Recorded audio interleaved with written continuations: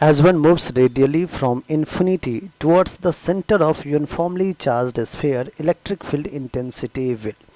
बच्चों, अगर let's say हमारे पास ये एक यूनिफॉर्मली चार्ज्ड स्फीयर है, ठीक है, हमारे पास एक लेट्स से ये सर्कल हो गया, इसको थोड़ा सा अपन शेप चेंज कर लेते हैं। ये लेट्स से हमारे पास एक यूनिफॉर्मली चार्ज्ड स्फीयर है। अब कह रहा है कि इसमें आपने क्या किया है, चार्ज भर रखा है, ठीक।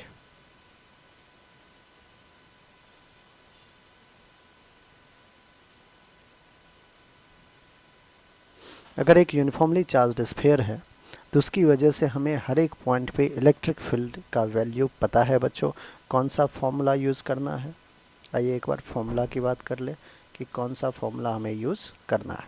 ठीक है, किसकी वजह से अपन फाइंड कर रहे हैं हम, यूनिफॉर्मली चार्ज्ड स्फीयर। अगर आउटसाइड पॉइंट की बात करते हैं बच्चों, इलेक्ट्रिक फील्ड किसी भी आउटसाइड पॉइंट पे, जो कि लेट से इसका रेडियस मैं आर कह देता हूँ, तो r will be greater than r. किसी भी आउटसाइड पॉइंट पे क्या होगा, जो स्मॉल आर है, जो पोजीशन है पॉइंट का, वो ग्रेटर देन आर है, इसलिए आउट है। तो क्या हो जाएगा, के q upon r square, k q upon r square, where q is the charge on that uniformly charged sphere, k q upon r square.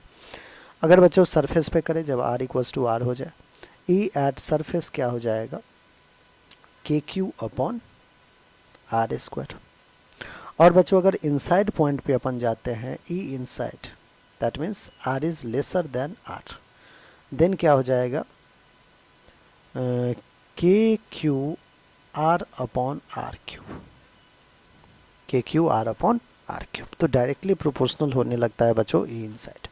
ध्यान समझिएगा, अगर मैं आर की वैल्यू 0 कर दूं तो सेंटर पे इलेक्ट्रिक फील्ड क्या हो जाएगा, 0 हो जाएगा। अगर मैं आर की वैल्यू 0 कर दूं तो सेंटर पे इलेक्ट्रिक फील्ड क्या हो जाएगा, 0 हो जाएगा। ऑलराइट बच्चों, तो आप अब यहाँ पे आइए, प्रॉब्लम को एक बार पढ़ते हैं अपन। प्रॉब्लम कह रहा है कि from infinity towards the centre of uniformly charged sphere लेके आप आ रहे हो। अगर हम infinity, that means first E out को देखिए बच्चों ध्यान से, अगर आर की वैल्यू इन्फिनिटी रखे तो वहाँ पे क्या होगा, इलेक्ट्रिक फील्ड ऑफ कोर्स 0 होगा। ठीक है, तो इनफाइनाइट पे इलेक्ट्रिक फील्ड क्या हो जाएगा बच्चों, 0 होगा। जैसे ही आप बढ़ते बढ़ते बढ़ते बढ़ते कहाँ तक आएंगे बच्चों, अब जैसे बढ़ते बढ़ते बढ़ते सरफेस तक आएंगे, वैसे वैसे फर्स्ट क्या होगा, इंक्रीज करेगा। क्या इंक्रीज करेगा, इलेक्ट्रिक फील्ड। तो सरफेस पे बच्चों इलेक्ट्रिक फील्ड सबसे ज़्यादा होगा।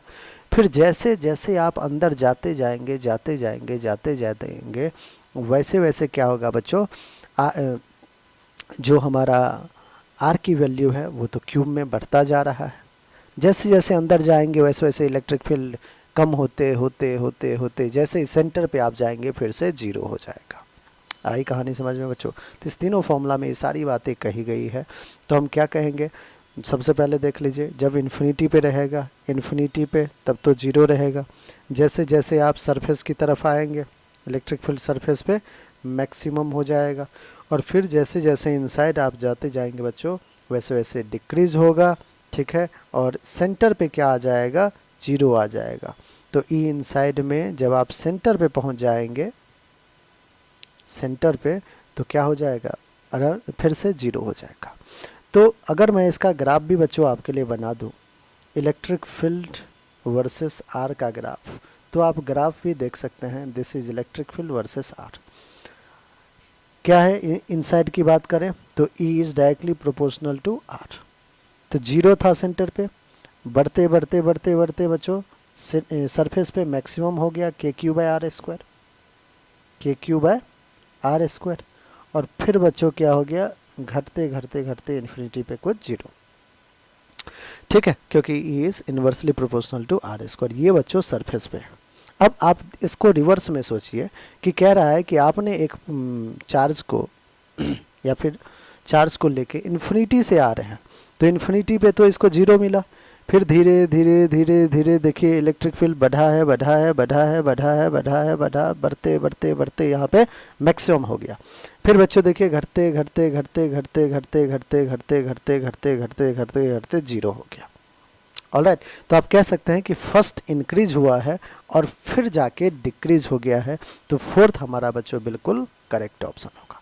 आई होप बच्चों ग्राफ पे भी आपको अच्छे समझ में आ गया होगा। ठीक है।